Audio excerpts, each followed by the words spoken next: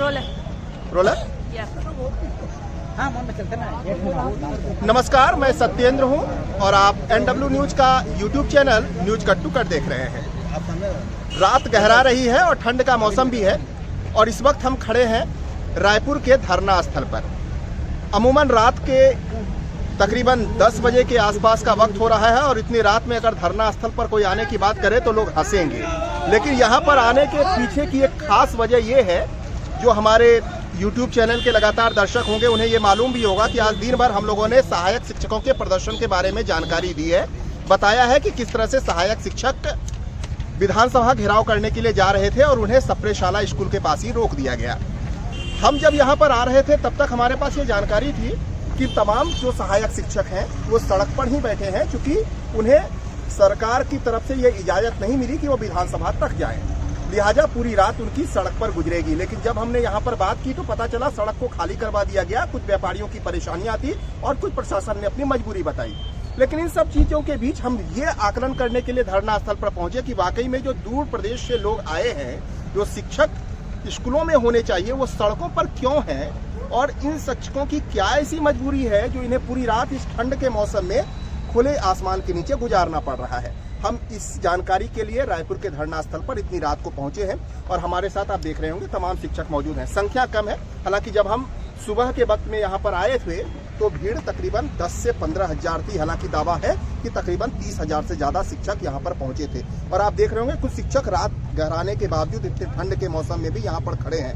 हमारे साथ मौजूद हैं मनीष मिश्रा जी, जिन्होंने इतने बड़े आंदोलन की अगुवाई की और हम जब देख रहे थे और लंबी कतारें लोगों की देख रहे थे तो हमें खुद भी बहुत हैरत हुई कि इतनी बड़ी संख्या को इतने अच्छे तरीके से आप लोगों ने किस तरह से नियंत्रित किया और किस तरह से अपनी मांगों के समर्थन में सरकार तक अपनी बातों को पहुंचाए।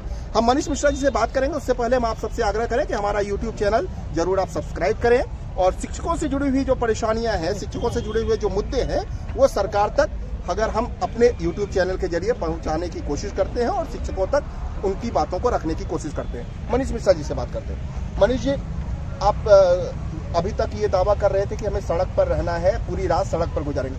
अब प्रशासन ने वहां से आप लोगों को बोला है धरना स्थल पर जाने के लिए। क्या पीछे हटने का मतलब ये माना जाए कि सड़क जो आपकी मांगे हैं उससे आप लोग पीछे हटेंगे, या फिर मजबूती के साथ, जिस तरह से हमने ये देखा है कि जो शेर लंबी छलांग लगाने के लिए 2 कदम पीछे खींचता है, तो आप लोग पीछे खींच कर आए हैं, कल आप लोग लंबी छलांग लगाएंगे। कुछ इस तरह के इरादे के साथ आप लोग अपने प्रदर्शन की तैयारी कर रहे हैं, अपनी रणनीति बताइए। बिल्कुल, हम लोगों ने वहाँ पे कुछ व्यापारी वर्ग भी हमारे लोग के पास पाया और उन्होंने कहा और उनकी तकलीफ भी हमको दिखी कि उनके आधे शटर बंद थे, कुछ दुकानों में ढेर सारी दिक्कतें थी, आने जाने वालों को भी तकलीफ हो रही थी। और हमको जो प्रशासन से वहाँ पे हमको 1-2 घंटे का समय मिला था, फिर भी हम लोगों ने कोशिश किया, वहाँ पर बहुत देर तक वहाँ पर रुके। प्रशासन ने भी अपनी तकलीफ बताई। चूँकि हम शिक्षक हैं तो हम लोगों ने उनकी परेशानी को देखा और उसके बाद हम लोग अपने धरना स्थल पर वापस आ गए। लेकिन मैं आपको बताना चाहता हूँ कि इसके बाद कल जो है हम लोग जो है धरना स्थल पर बैठेंगे और कल पूरी रणनीति हम लोग यहाँ पर तैयार कर लेंगे, आज रात में ही तैयार कर लेंगे। और परसों हमने जैसे पहले ही ऐलान कर दिया है, अगर हमारी मांग कल शाम तक पूरी नहीं हो जाएगी तो परसों प्रदेश के 1,09,000 सहायक शिक्षक निश्चित तौर पर हम लोग जो है एक जेल भरो आंदोलन की तैयारी कर रहे हैं और हम लोग सभी 1,09,000 जितने भी शिक्षक साथी हैं सभी लोग जो है यहाँ से निकलेंगे और जहाँ पुलिस हमको होगी जेल में हम चले जाएंगे। एक बात जो आप देख रहे होंगे, हमारी साथी मृणालिनी है, वो बता रही होंगी कि अब जब हम दोपहर के वक्त में आपके प्रदर्शन को देख रहे थे, उस दौरान भी कई सारे शिक्षकों के हाथों में ये जो अखबार की जो कटिंग है ये हमने देखी थी और कुछ लोगों के टी शर्ट पर भी हमने वो खबर भी डाली थी, जिसमें वो देखा था कि कुछ लोगों ने अपने टी शर्ट पर भी इस बयान को दर्ज किया। इस आखिरकार इसमें इतना क्या खास है जो आप लोग इसको लगातार न सिर्फ लहरा रहे हैं बल्कि ये बताने की कोशिश भी कर रहे हैं कि मुख्यमंत्री ने अपने वादे को पूरा नहीं किया? बताइए। जब यहाँ के मुख्यमंत्री नहीं थे, उस समय कांग्रेस के वर्तमान अध्यक्ष हुआ करते थे, तो हमारे द्वारा जब उनसे मिलने के लिए गए, जो हमारा संविलियन हुआ 1/1/18 को, तो मुख्यमंत्री जी ने हमको बधाई दी कि आप लोगों का संविलियन हो गया है, आप लोगों को बधाई हो। लेकिन हम लोगों ने वहाँ पर एक बात रखी कि वर्ग 1 और 2 को फायदा हुआ है और वर्ग 3 के साथ धोखा हुआ है। तो उन्होंने इस बात को सुना और उन्होंने इस मुद्दे को उठाया और यहाँ तक कि उन्होंने मीडिया में खबर भी दिया। उसी समय का ये मीडिया का खबर है। तो मेरे कहने का मतलब मुख्यमंत्री जी को पहले से मालूम है कि वर्ग 1 और 2 को फायदा हुआ है और वर्ग 3 के साथ धोखा हुआ है। तो इसलिए हम इस मुद्दे को उठा रहे हैं, क्योंकि आप उस समय मुख्यमंत्री नहीं थे, उस समय रमन सिंह की सरकार थी, अब आपकी सरकार आ चुकी है, तो आपको इस धोखे को दूर करना है। और माननीय मुख्यमंत्री जी ने इस बयान को खुद दिया था, तो हम चाहते हैं कि आप मुख्यमंत्री हैं तो वर्तमान में इस बयान को मानिए और हमारी समस्याओं को दूर कीजिए। वर्ग 1 और 2 के साथ जो हुआ है, वर्ग 3 के साथ जो धोखा हुआ, उसको दूर कीजिए। मनीष जी, आप लोगों ने दावा तो किया था, लगातार आपसे बातचीत भी हो रही थी, आपने ये दावा तो किया था कि तकरीबन जो है 30 से 40 हजार 50 हजार की संख्या आएगी। इतनी भीड़ आ जाएगी क्या आप लोगों को ये उम्मीद थी? इतने सारे शिक्षक और ऐसे वीडियो हैं जो देखकर मतलब दंग हैं। शायद हमें नहीं लगता कि रायपुर के कुछ चुनिंदा प्रदर्शन होंगे जिसकी और आपके ये किस्मत में है कि आपने इतने बड़े भीड़ को नेतृत्व किया। ये आपके लिए गर्व की भी बात हो सकती है।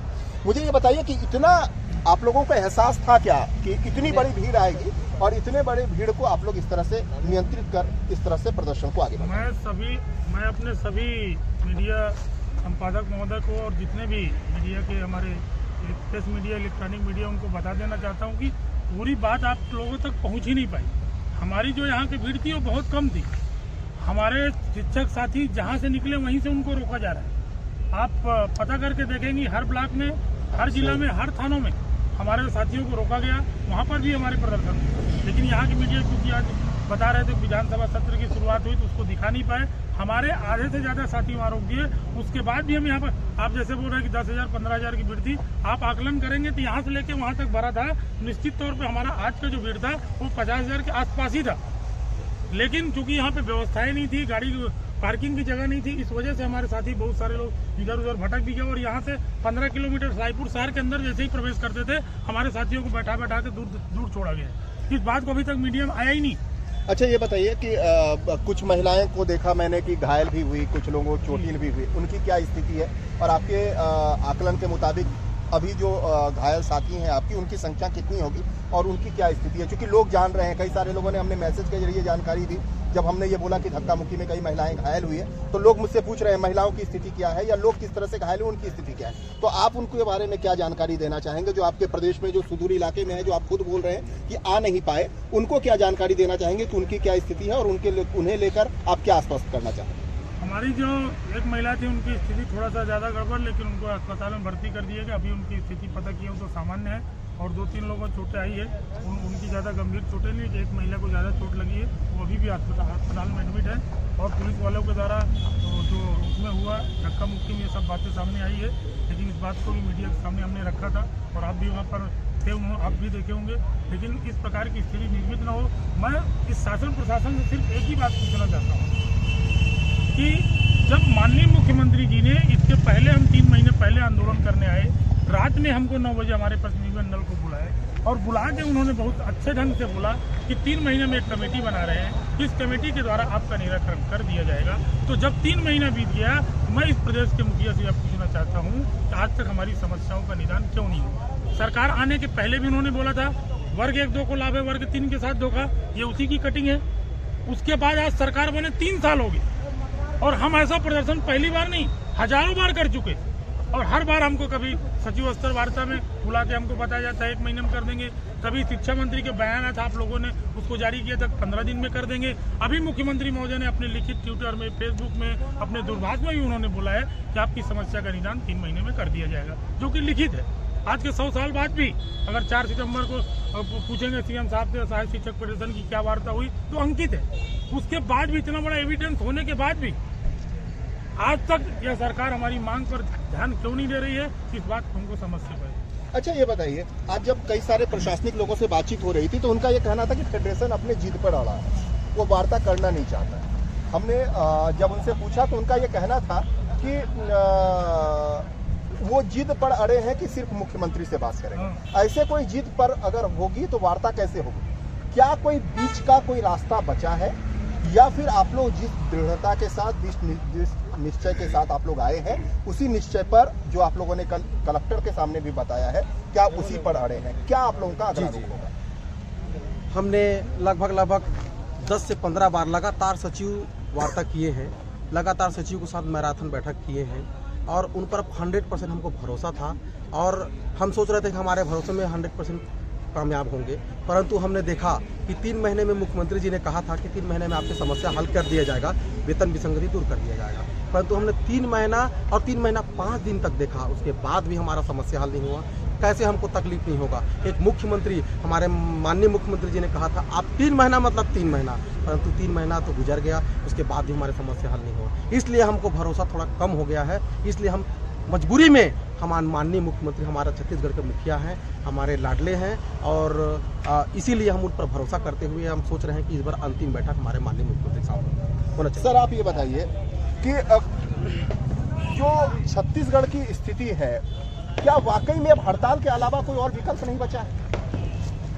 हड़ताल के अलावा, चूंकि लोग ये बोल रहे हैं कि बच्चों का पढ़ाई का नुकसान होगा, तो इस तरह की बातें कही जा रही है। मतलब आप लोगों के हड़ताल को गलत बताया जा रहा है। मैं आपके खिलाफ की बात नहीं कर रहा हूँ। जो आम लोगों के बीच में एक मैसेज आया है, उस मैसेज को आपके सामने पेश। आप लोग क्या मानते हैं, क्या इस पूरे मामले का आखिरकार हल निकलेगा? क्या सरकार बात नहीं कर रही है? पहले दिन के मुद्दे पर ऐसा कोई पहल देखने को नहीं मिला, तो फिर रास्ता क्या बचा है? किस तरह से बातचीत का रास्ता आगे तैयार है? देखिए, शिक्षक हमेशा अपने बच्चों के प्रति संजीदा रहे और बहुत गंभीरता से बच्चों को अध्यापन और अध्ययन के प्रति गंभीर रहे हैं। इसी कारण कोरोना काल जैसे स्थिति में भी जो सरकार ने एक पुरस्कार भी प्राप्त किया है, पढ़ाई तुम्हार द्वार, जिसमें उन्होंने स्वयं स्वीकार किया है कि कोविड के विषम परिस्थितियों में भी शिक्षा का अलग जगाया। तो हम शिक्षा से, अपने कर्तव्य से कहीं भी विमुख नहीं है। लेकिन मैं कहना चाहूंगा आपके YouTube चैनल के माध्यम से, जब शिक्षक अपने कर्तव्य से विमुख नहीं है, तो क्या राजनेता को, क्या इस प्रदेश के मुखिया को अपने कर्तव्य से विमुख होना पड़ता है? क्या उन्होंने 90 दिन का वादा किया, क्या उन वादों को निभाना नहीं चाहिए उनको? हम विवश हैं। ये विवशता हमारी आई है तो केवल और केवल शासन और प्रशासन दोनों की उदासीनता के कारण। शासन ने, मुख्यमंत्री ने कमेटी गठित की 3 महीने पर रिपोर्ट देने के लिए, लेकिन प्रशासन के द्वारा अभी तक, गठित कमेटी के द्वारा अभी तक कोई रिपोर्ट प्रस्तुत नहीं किया गया है, और न ही मुख्यमंत्री जी के द्वारा किसी भी प्रकार के हमारी समस्या का समाधान नहीं किया गया। हम निश्चित तौर पर उन पालकों को भी आश्वस्त करा देना चाहते हैं जिनके मन में ये प्रश्न आ रहे हैं कि शिक्षकों के हड़ताल में चले जाने से स्कूल की पढ़ाई बाधित होती है। तो हम यहाँ से आपको, आपके मीडिया के माध्यम से निश्चिंत करा देना चाहते हैं कि यहाँ जो हम अधिकार की लड़ाई लड़ने आए हैं, उनके कारण अगर बच्चों को शिक्षा नहीं मिल पा रही है तो हम अतिरिक्त कक्षाएं लगाएंगे और अतिरिक्त मूवमेंट करके अपने बच्चों को शिक्षा देंगे। इसके लिए हम कृत संकल्पित हैं। लेकिन शासन को भी चाहिए अपने दायित्व, अपने कर्तव्य, अपने किए गए वादों को पूरा करने का। हम अपने अधिकार से पीछे कभी नहीं हटेंगे। मनीष जी, बस एक आखिरी 1-2 सवाल का आप जवाब दे दीजिए, हम अपने प्रोग्राम को खत्म करेंगे। हमें ये बताइए कि अगर, जैसा कि आप लोगों की लास्ट जो मीटिंग हुई थी सचिव कमलप्रीत सिंह से, उन्होंने कहा था कि हम 13 से 17 के बीच में अपनी रिपोर्ट सौंप देंगे। क्या अगर रिपोर्ट सौंप दी जाती है तो क्या हड़ताल खत्म होगा? क्या रिपोर्ट के आधार पर आप लोगों का हड़ताल का रुख तय होगा? इसे लेकर कई सारे लोगों ने सवाल पूछे हैं। हम लोगों से ये पूछा गया कि सरकार से वार्ता चाहती है या कमेटी की रिपोर्ट सौंपना चाहती है। इसको लेकर अपने शिक्षक साथियों को आप स्पष्ट करें और अपना जो फेडरेशन की तरफ से जो बातें हैं उसको स्पष्ट कर दें, ताकि वो समझ सके कि फेडरेशन का रुख क्या है। इसमें 2 बातें।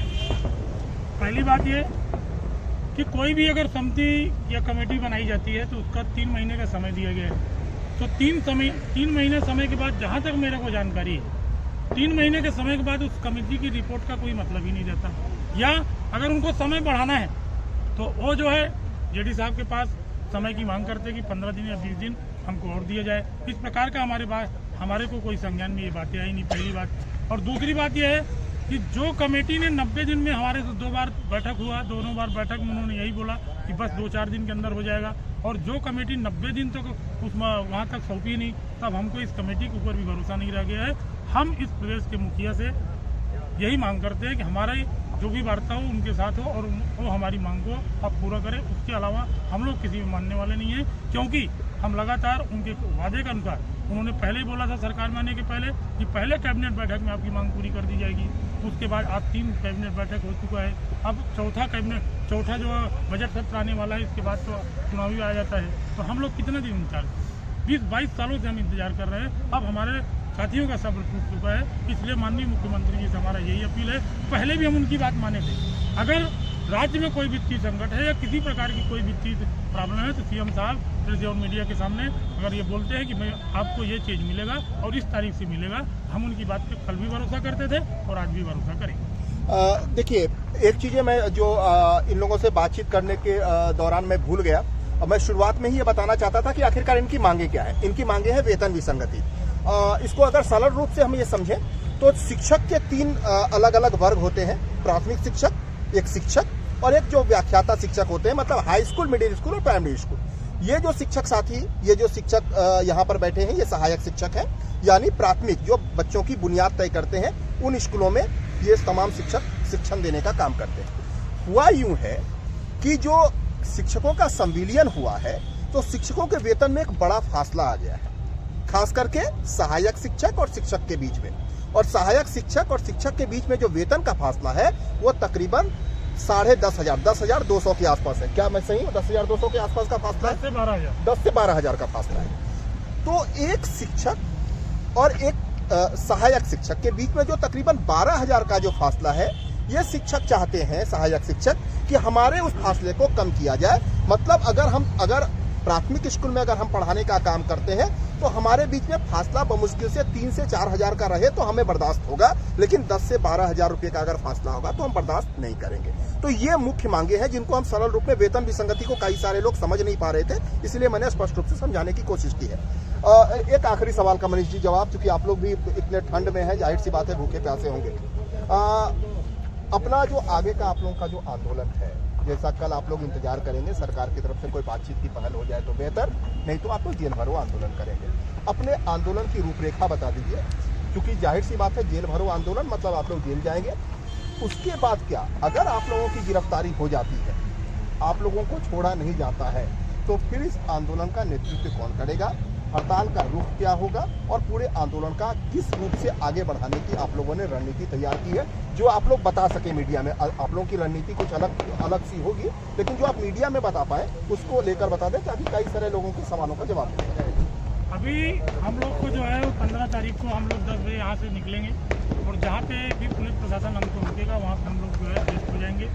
और उसके बाद की जो रणनीति है अभी उसको हम मीडिया में बताने की अपने आप को सक्षम नहीं समझते। स्कूलों में कोई अभी शिक्षक नहीं जाएगा, यहाँ से जो लौटा हुआ शिक्षक है वो भी नहीं जाएगा, कोई नहीं जाएगा। मतलब स्कूलों में पूर्णतः जो हड़ताल का आप लोगों ने आह्वान किया है, हड़ताल होगा।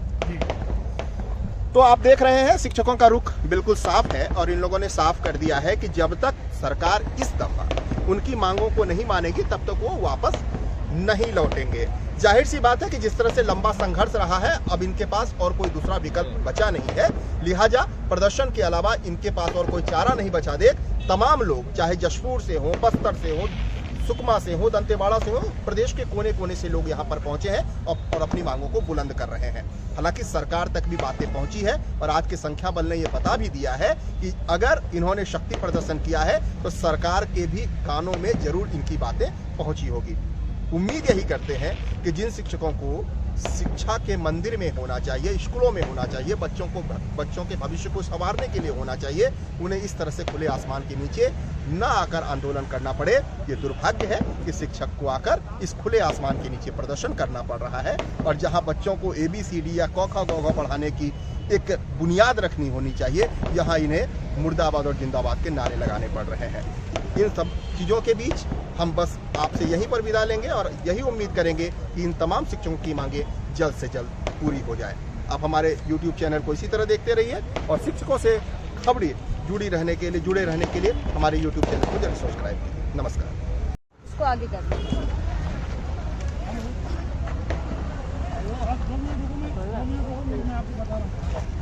हमारी मांगे पूरी करो, हमारी मांगे पूरी करो, हमारी मांगे पूरी करो, हमारी मांगे पूरी करो। सहायक शिक्षक जिंदाबाद, सहायक शिक्षक जिंदाबाद, जिंदाबाद। हमारी मांगे पूरी करो, हमारी मांगे पूरी करो। वेतन विसंगति दूर करो, दूर करो, दूर करो। वेतन विसंगति दूर करो, दूर करो, दूर करो। वेतन विसंगति दूर करो, दूर करो, दूर करो। कर्मचारी एकता जिंदाबाद जिंदाबाद जिंदाबाद जिंदाबाद जिंदाबाद जिंदाबाद। हमारी मांगे पूरी करो हमारी मांगे